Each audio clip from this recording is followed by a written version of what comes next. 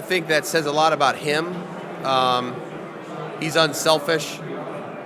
And at the end of the day, I think you're talking about two really mature guys. And look, if you want to win, and you want to win playoff games, and you want to compete to do the things that we want to do in our organization, and those players want to do themselves as teammates, those are the things you have to do. There's really no choice about this. I mean, you can't just be hard-headed and start throwing it to one person and all that stuff. That'll never work. I don't care who the two people are. I've been fortunate to coach some different combinations of those kind of players, and the right thing to do is always what's best for the team.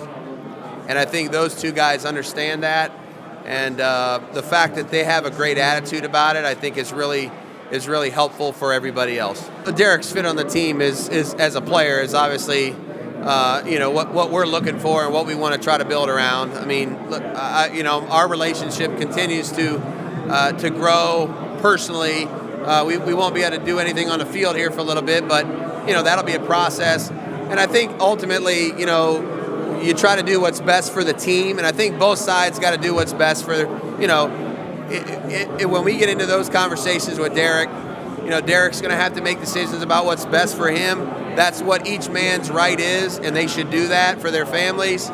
And at the same time, we got to try to do what's right for the team.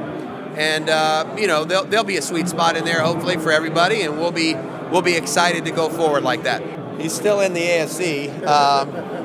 He's a great player, and he makes you have to defend him on every play.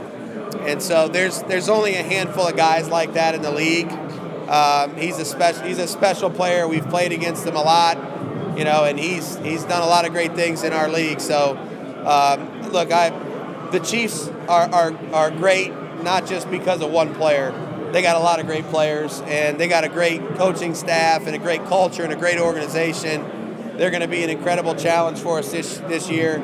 And look, they got a lot of capital in the draft, and they're not done building their team like we're not done building ours. So we'll look forward to the challenge. But again, they're a lot more than one man. Guys that have a lot of snaps in games, have some flexibility from a position standpoint, which I think is really important when you're putting that group together.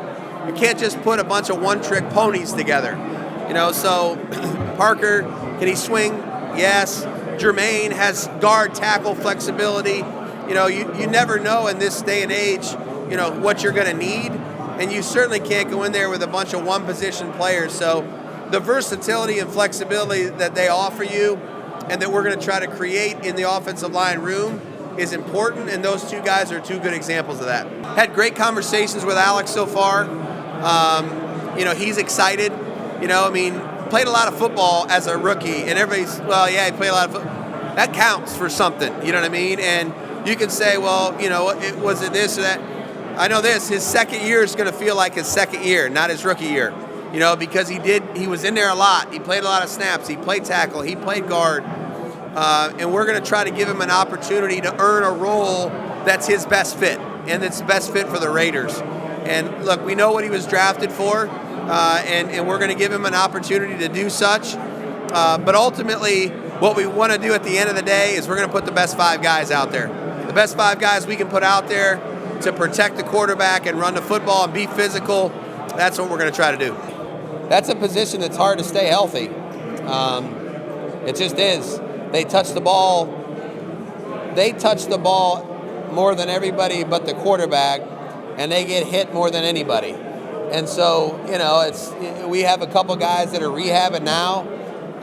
And so to have depth in that room is important, because if you don't have quality depth in the running back room today in the NFL, a lot of times you're going to run into some issues and some injuries, and and then you get caught trying to make a quick transaction during the middle of the season. So we've always tried to have as much depth in that room as we can.